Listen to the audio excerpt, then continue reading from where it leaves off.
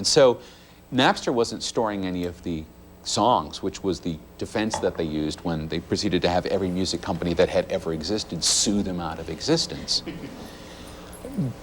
But I don't really want to talk about the legalities of Napster. What I want to talk about was the fact that the music industry as a whole has never truly recovered from Napster. Not because all of a sudden everyone saw they could get all this music for free. That's not really what happened.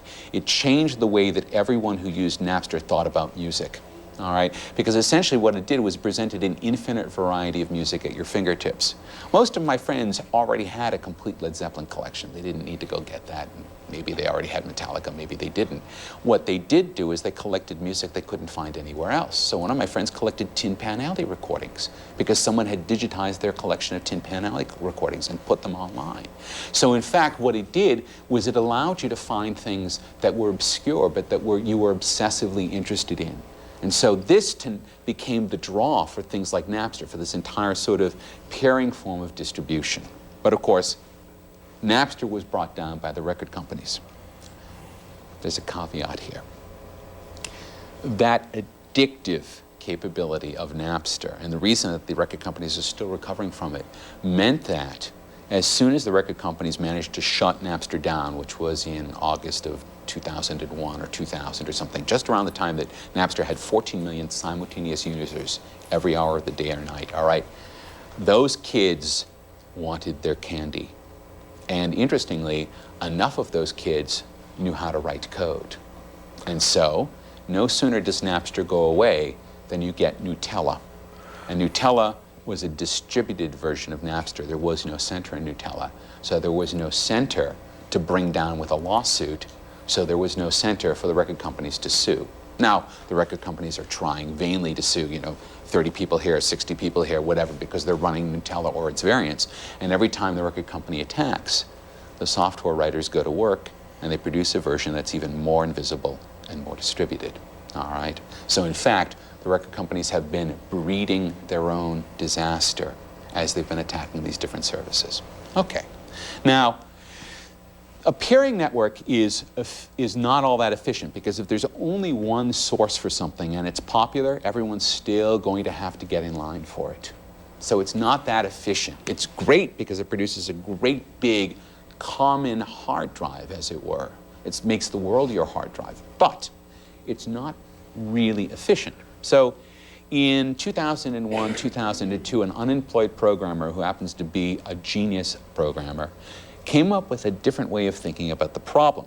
So we were sitting and drinking wine last night with Norwood Cheek, who's doing the 50-Foot Film Festival. And if you folks have a chance to check out their work this week, because I think it'll be coming up on Friday, please do. And I did some math this morning.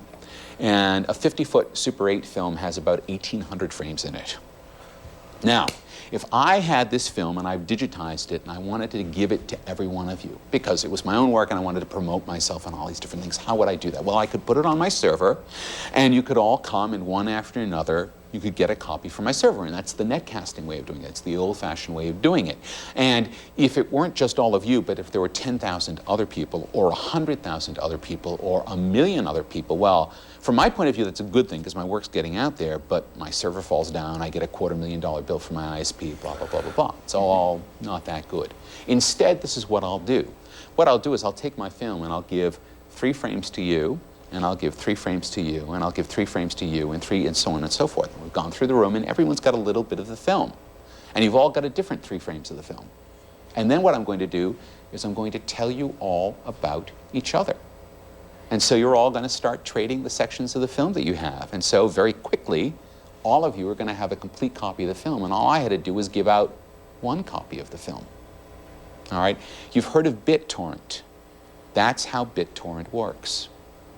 All right? It's incredibly efficient because what it does is it takes the work away from me and puts it on all of you. So all of you are now sharing the work of sharing everything.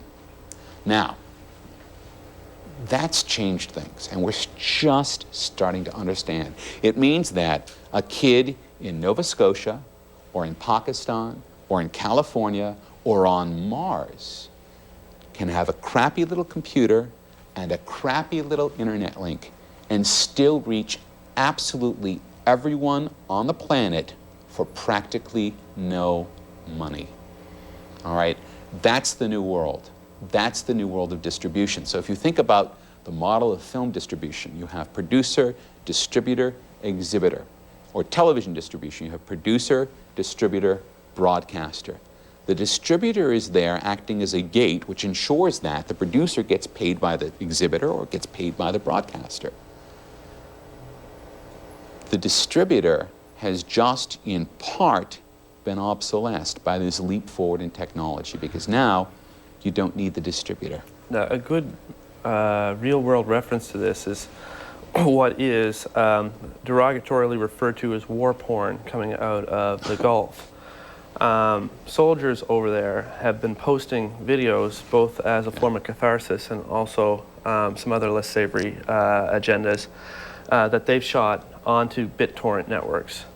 And this has completely circumnavigated the American military's agenda of embedding journalists. Right, and censorship. And censorship, and it's created some extraordinarily difficult issues for the American military to control. So in my mind, I'm just bringing this up as an example, here's a technology that some people view as inherently evil because it facilitates mass piracy, but on the other hand has allowed a direct connection between people in a particular environment and an audience that is uncensored or is nearly impossible to censor. So I just bring that up as another inspiring sort of point for you. I'll make a little confession here.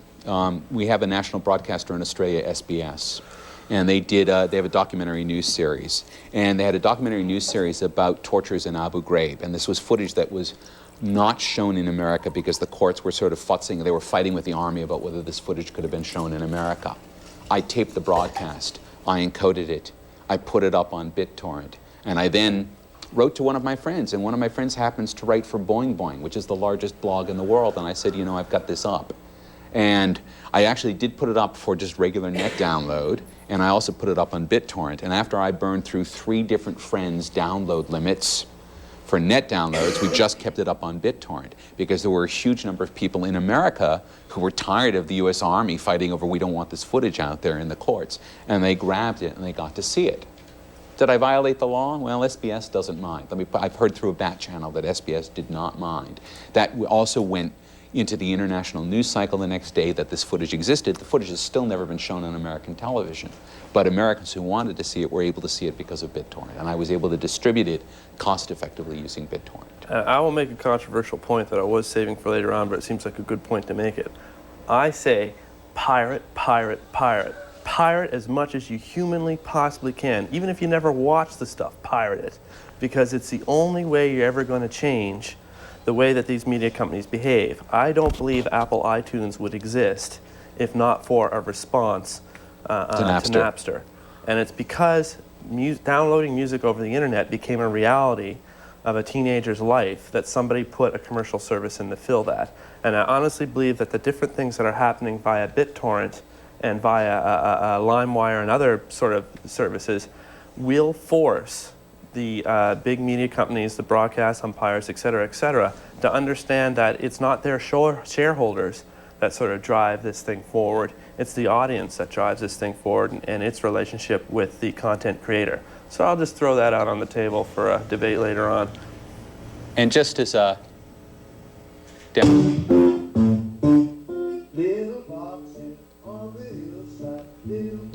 are you familiar with Weeds? Probably getting that up here in Canada. We don't get it in Australia. So I've been getting my episodes off the torrent because the Australian broadcasters aren't serving my need, and I happen to really love this show.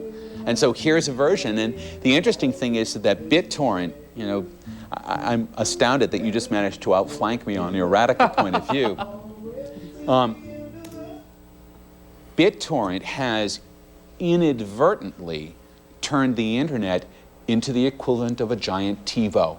All right, so that anything, particularly in the English language countries, so whether that's Canada, Australia, America, or Britain, or New Zealand, all right, what you'll see is that any major, something that's being broadcast for the first time, will show up in BitTorrent generally within about 60 minutes of its airtime.